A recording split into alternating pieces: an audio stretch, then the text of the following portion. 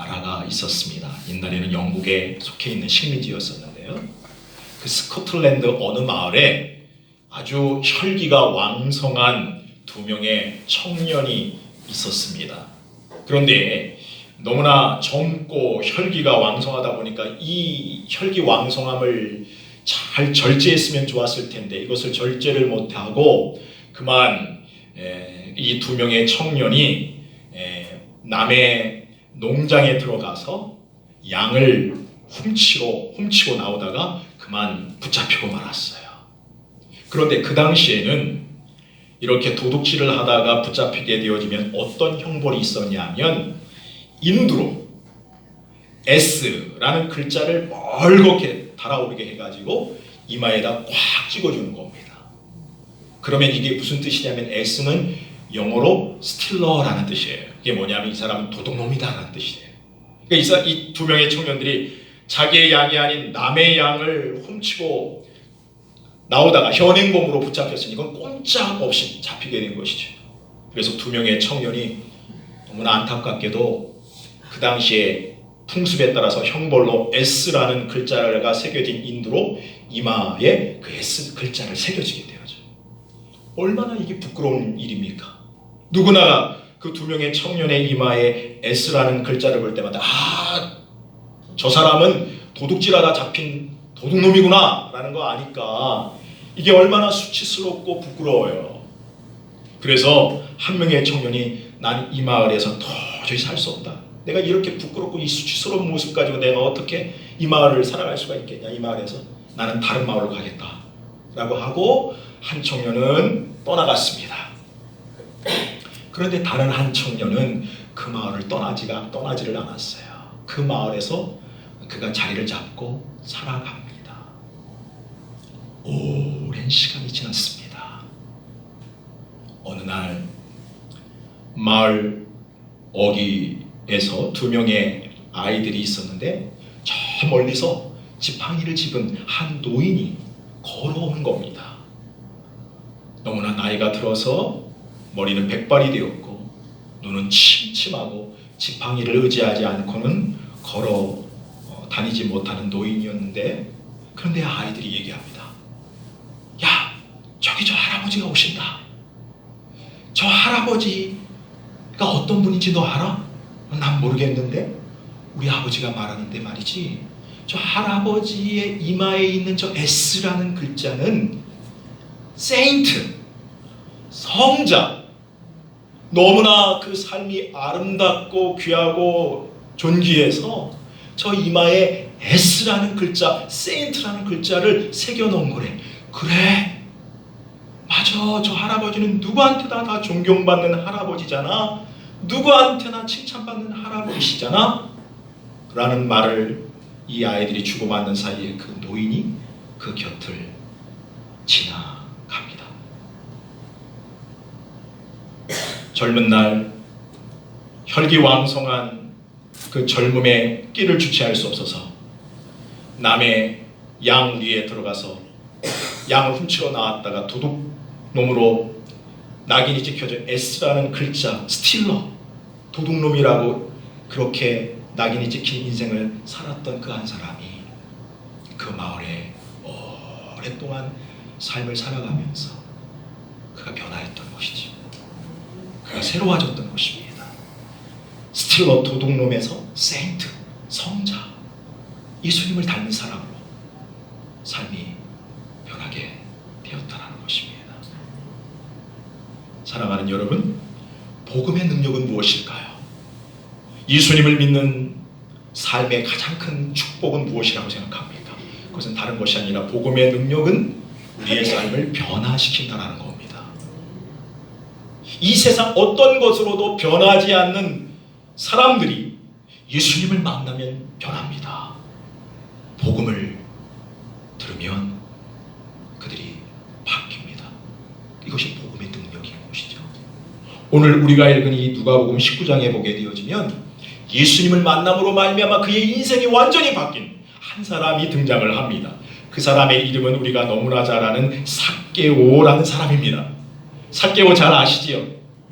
오늘 2절 말씀 보니까 이 삭개오라는 사람을 이렇게 표현해주고 있습니다. 자, 2절 우리 한번 이 삭개오가 어떤 사람인지, 성경이 무엇라고 이 삭개오에 대해서 말씀하고 있는지 우리 한번 2절 말씀을 같이 한번 읽어보도록 합니다.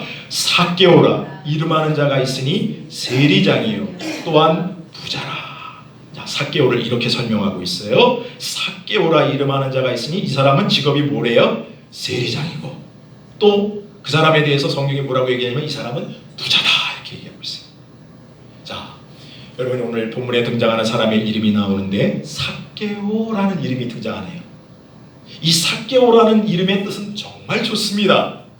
이 삭개오라는 이름의 뜻은 뭐냐면 한번 따라해 보겠습니다. 순결. 네, 그 이름의 뜻이 순결이라는 뜻이에요. 얼마나 이름이 좋습니까? 저뿐만이 아니라 여러분들도 이름을 가지고 계시죠. 그런데 보통 이름을 누가 지어주시냐면 부모님들이 이름을 지어주시죠. 또는 할아버지, 또 할머님, 이렇게 조부모님이 이름을 지어주시기도 하십니다. 그런데 이름을 지어줄 때 여러분 나쁜 뜻을 가진 이름을 지어주는 부모님은 없을 겁니다. 그죠? 좋은 이름, 앞으로 이 자식이 이런 사람이 되었으면 좋겠다라는 기대와 소망을 담아서 정말로 좋은 이름을 지어주지요. 만약에 이름을 김성실이라고 지었는데 그 이름이 얼마나 좋습니까? 넌 앞으로 성실하게 살아라. 부모님이 기대와 소망을 담아가지고 그 아이의 이름을 지어준 거죠. 자, 그런데 이 아이가 성실하게 살 부모의 기대와 소망을 가지고 부모가 이름을 성실이라고 지어줬는데 가만히 보니까 살아가는 것은 너무 게을러. 이도 안 닦고 아침에 12시나 돼서야 일어나고, 그러니까 직장에 온전히 다닐 수가 있겠어요? 좋은 직장에 들어가서도 이렇게 게으른 사람은 직장 생활을 오래 못하죠. 금방 해고되고 잘릴 것입니다. 여러분, 삭개오의 부모님도 삭개오에 대한 기대와 소망이 있었던 것 같아요. 너는 하나님 앞에서 순결한 자로 살아라. 깨끗하고 정직한 사람으로 하나님 앞에 쓰임받아라. 사람들 앞에서도 그런 사람으로 네가 선한 영향력을 끼치면서 살아가라. 아마 이와 같은 기대와 소망을 가지고 그 이름을 삭개오, 순결하다라는 이름을 지어주었던 것 같습니다. 자, 그런데 삭개오는요, 이와 같은 부모의 기대와 소망을 가지고 삭개오라는 순결이라는 좋은 뜻의 이름을 가지고 그가 이름을 가지게 되었지만 그의 살아가는 모습은 그의 이름과는 정반대의 모습이었다는 거예요. 자, 여기 보니까 2절에 뭐라고 얘기합니까? 삭개오라 이름하는 자가 있으니 이 사람은 뭐래요? 세리장이래. 그 직업이 세리장. 지금으로 말하면 세무공무원. 세무공무원 중에서도 높은 직급. 아마 세무서장 정도. 높은 직급이란 말이죠. 그 직업이 떳떳하고 당당하면 얼마나 여러분 이게 좋은 직업입니까? 그런데 그 당시 삭개오가 살던 그 이스라엘 당시의 세리장이라는 것은 이건 떳떳한 직업이 못 됐어요. 왜냐하면 그 당시 이스라엘은 로마의 식민지였었는데 로마 사람들이 이 이스라엘 사람들한테 세금을 걷어들일 때 자기들이 걷어들이는 것이 아니라 같은 동족 이스라엘 사람들을 세워가지고 세금을 걷어들입니다. 그와 같은 로마의 앞잡이가 되어서 동족에게 세금을 걷는 역할을 한 사람들이 바로 세리들이었어요. 자, 그런데 만약 정한 세금만 걷어들이면 그게 뭐가 나쁘겠습니까마는 이 세리들은 그렇게 하지 않았어요. 만약에 세금이 100만 원이다 하면 100만 원을 걷어가지고 50만 원은 자기가 착복하는 겁니다. 그리고 50만 원은 로마 정부에 바치고, 그런 사람들이 세리들이었고 세리장이었어요. 그러니까 이 삭개오라는 사람은 그 직급이 그냥 일반 세리도 아니고 세리장이었으니까 꽤 높은 직급이었죠. 그러니까 얼마나 그 당시 그 같은 동족들의 그 고혈을 빼먹은 사람인가 알 수가 있잖아요. 그죠? 그러니까 로마 사람들에게 인정을 받다 보니까 평 세리가 아니라 그 직급이 높아가지고 세리장까지 올라갔단 말이죠. 우리나라도 일제 36년의 식민지 생활을 했었지 않았습니까? 일제치에. 그때 정말 동족들을 너무나 힘들게 했던 사람들이 누구였냐면 같은 조선 사람들. 일본의 앞잡이가 되어서 매국노가 되어가지고 같은 조선 사람들을 너무나 힘들게 하는데 쓰임받은 사람들이 있잖아요. 그거와 같은 거죠. 그런 사람들을 생각하면 이 본문을 여러분들이 잘 이해할 수가 있을 거예요.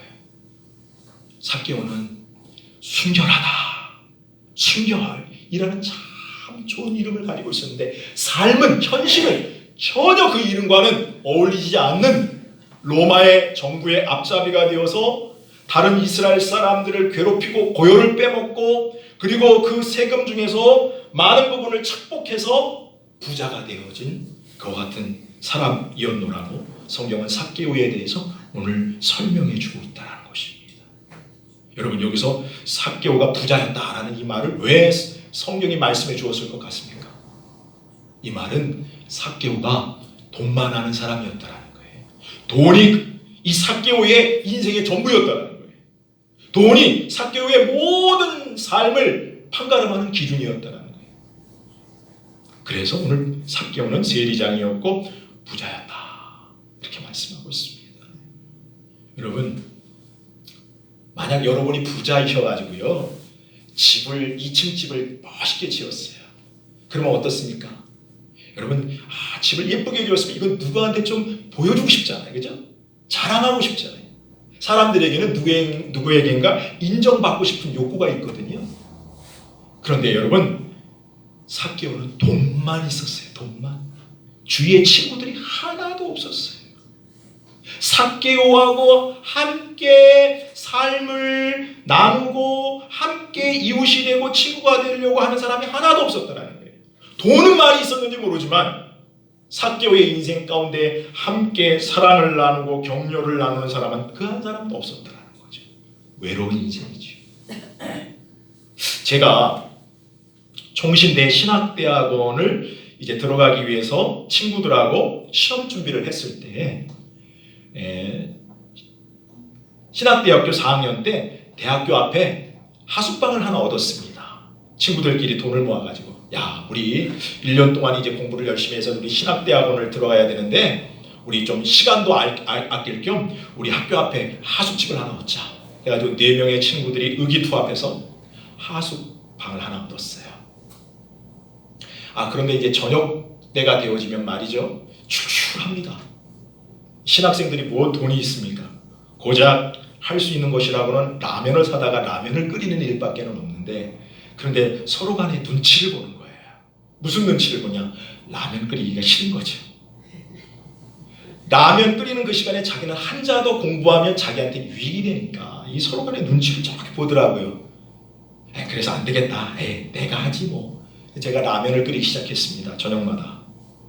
큰 솥에다가 물을 올려놓고 팔팔 끓이면 라면 넣고 그리고 계란 넣고 그래가지고 다 끓이면 라면 다 끓었다 와라! 그러면 또 먹으라 그럴 때는 얼마든지 그렇게 쏜살같이 오는지, 라면 끓이라고 할 때는 한 사람도 안 오다가 먹으라 그러면은 불이 나게 와요. 그런데 여러분, 제가 이렇게 벌써 목회를 한 지가 20년이 넘는데요, 그때가 정말 많이 생각날 때가 많아요. 지금은 그때보다도 훨씬 더 좋은 음식을 제가 먹을 수 있습니다. 얼마든지 그렇게 할 수 있습니다.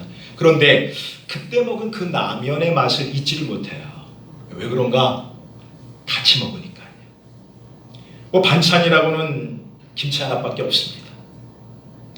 그런데 친구들하고, 내가 사랑하는 사람하고, 내가 좋아하는 친구들하고 같이 그 라면, 볼품없는 라면이라는 음식이지만 김치 하나 넣고 먹지만은 같이 먹으니까 그게 그렇게 맛있는 거예요. 꿀맛이에요. 너무너무 좋아요. 저녁마다 저는 라면을 끓였어요. 근데 행복했어요. 왜? 만약 그 라면 저 혼자 먹었다면 그 맛 몰랐을 거예요. 그런 맛이 안 났을 거예요. 그런데 친구들 넷이 같이 먹으니까 그게 그렇게 맛있더라는 거죠.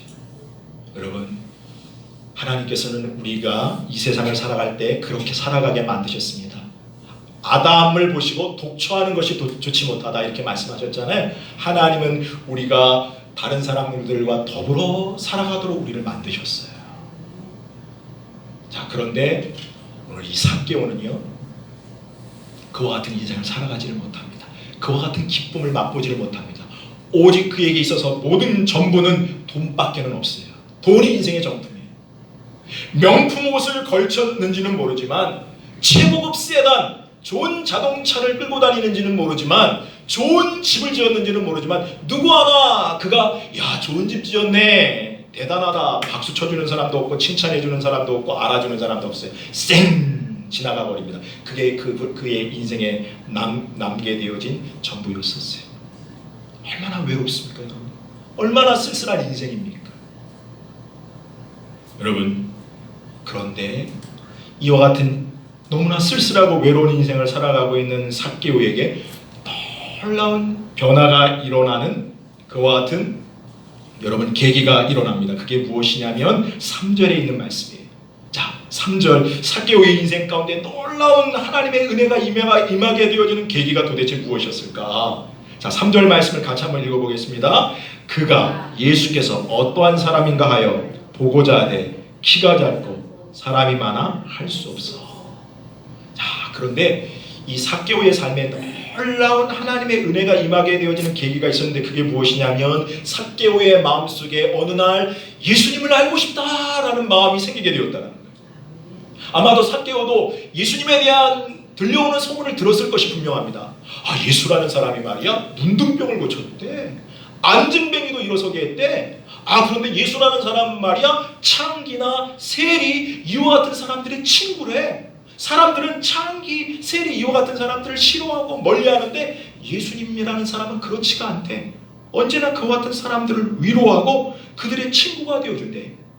이런 소문을 분명히 삭개오는 듣게 되었던 것이죠.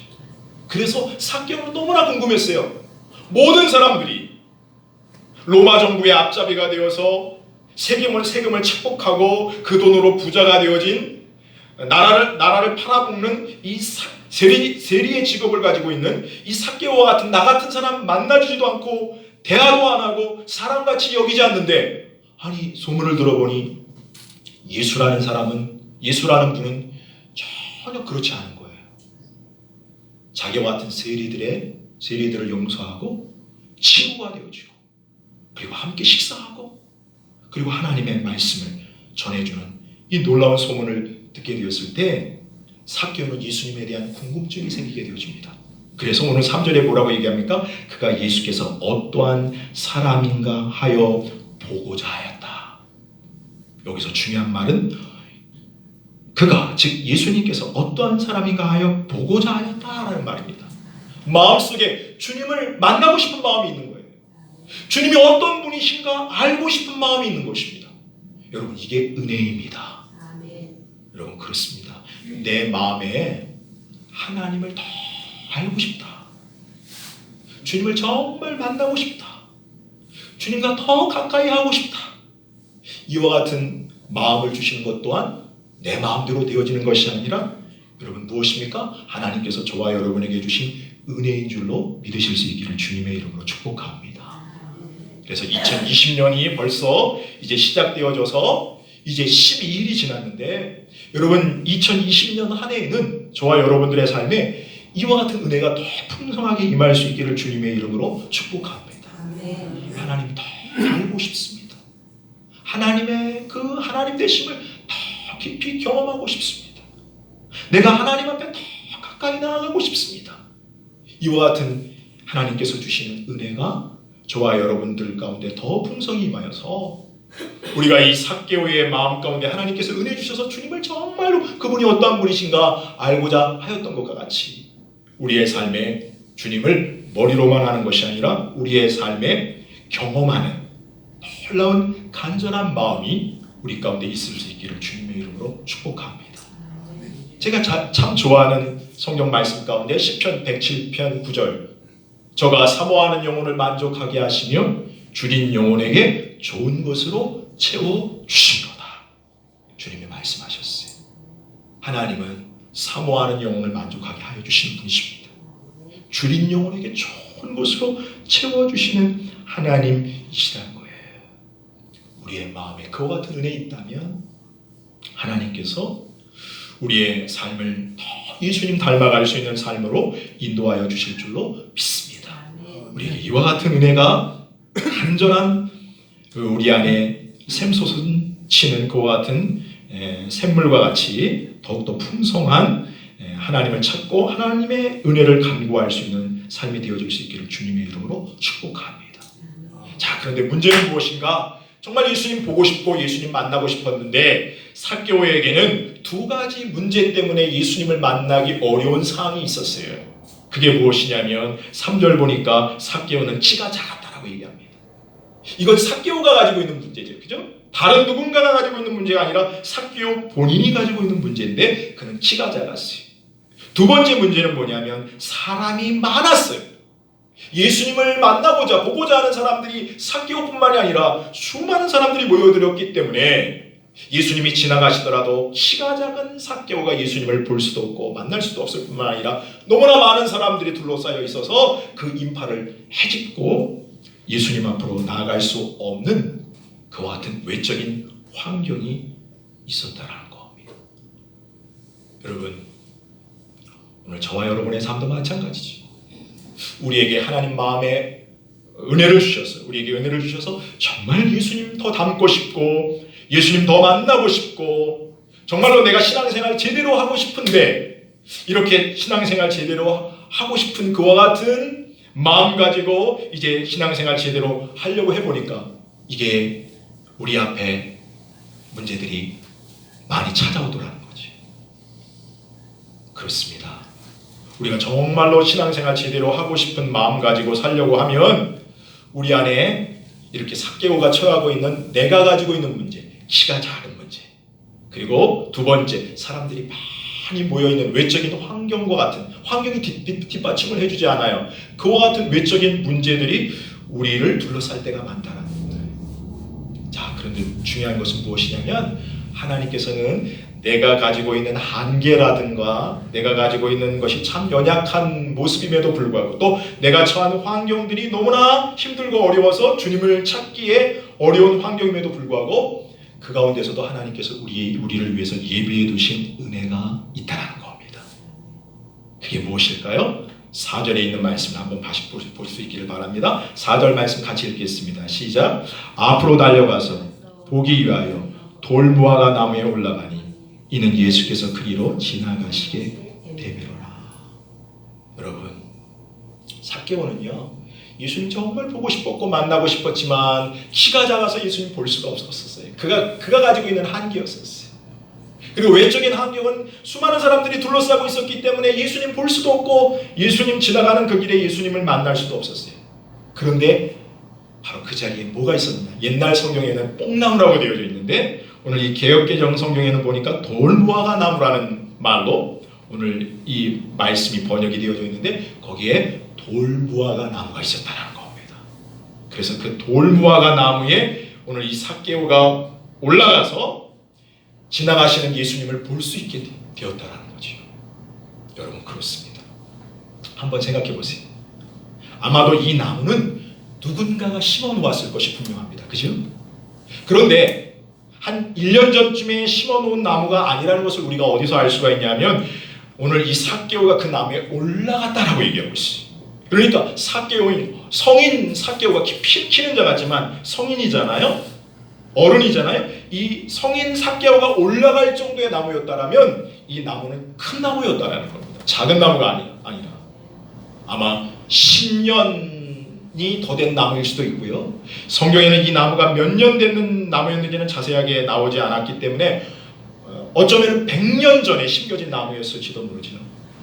그런데 중요한 것은 뭐냐면 바로 그 시간, 그 자리에 하나님께서 여호와 이레의 은혜를 허락하시고 준비하셔서 오늘 키가 작는 환경 때문에 많은 사람들이 모여든 그와 같은 환경 때문에 예수님을 만날 수 없는 그와 같은 너무나 힘든 상황 속에 있는 그 삭개오의 모든 형편을 아시고 하나님께서 그 전에 그 자리에 돌무화과 나무가 있게 하심으로 말미암아 삭개오가 그 돌무화과 나무에 올라가는 그 모습을 통하여 예수님을 만나게 되어지는 그와 같은 만남이 이루어지더라는 거예요.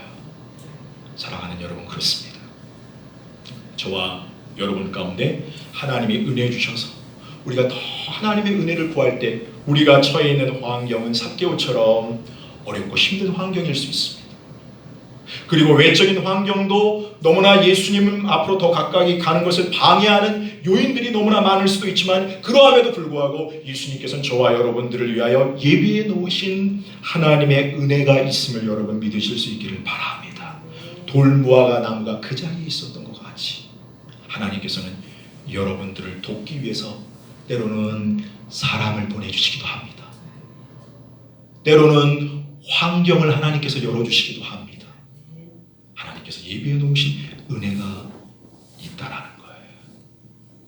자, 오늘 그리로 예수님께서 지나가십니다. 자, 그런데 예수님께서 그 돌무화과 나무 가운데 올라가 예수님 보기 위하여 삭개오가 올라가 있는 바로 그 길에 예수님 지나가시면서 오늘 뭐라고 얘기하냐면 5절 보니까 아무 얘기 안 하시고 단 하나의 얘기만을 하세요. 예수님 삭개오가 어떤 사람인지 아십니다. 나쁜 놈이라는 거 아십니다. 동족의 고요를 빨아먹는 세리장이라는 걸 아십니다. 부정 축제해가지고 돈 많이 거두은, 자기의 배만 두들기며 사는 돈이 전부인 그와 같은 부자 세리장이라는 거 다 아세요. 그렇다면 저가 예수님이라면 너 똑바로 살아 이놈아, 너 회개해야 돼 이놈아, 너 어떻게 그렇게 사냐 라고 이렇게 야단쳤을 것 같은데, 예수님이 그 길을 지나가시면서 삭개오를 쳐다보시면서 그런 말 하나도 안 하시고 뭐라고 얘기하냐면, 삭개오야, 내가 오늘 너희 집에 좀 들어가고 싶어 라고 얘기합니다. 그게 바로 5절이에요. 5절 말씀 보세요. 예수께서 그곳에 이르사 쳐다보시고 이르시되 삭개오야, 속히 내려오라. 내가 오늘 내 집에 어떻게 하겠다고요? 유하여야 하겠다 하시니. 삭개오야, 오늘 내가 너 집에 들어갈게. 내가 오늘 너 집에 좀 있어야겠다라는 것이죠. 여러분, 이 말 한마디가, 이 예수님의 말씀 한마디가 삭개오를 뒤집어 놓습니다. 삭개오가 완전히 변화가 되는 거예요.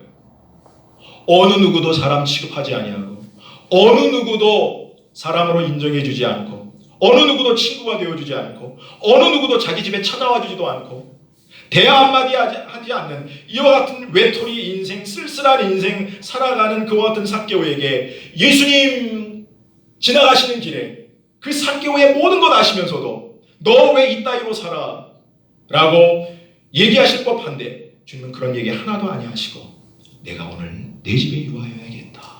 이 말 한마디가 삭개오를 뒤집어 놓는 것이지. 사랑하는 여러분, 그렇습니다. 우리 모두가 이와 같은 은혜를 받은 사람들입니다. 예수님께서 우리 한 사람 한 사람을 보신다면 우리는 예수님 앞에 다 죄인이잖아요. 다 죽을 죄인이잖아요. 살아있을 사람이 아무도 없잖아요. 그럼에도 불구하고 주님께서는 죄인인 우리를 사랑하셨음을 여러분 믿으실 수 있기를 바랍니다. 로마서 5장 8절 말씀에 우리가 아직 죄인 되었을 때에 그리스도께서 우리를 위하여 죽으심으로 하나님께서 우리에 대한 자기의 사랑을 확증하셨느니라.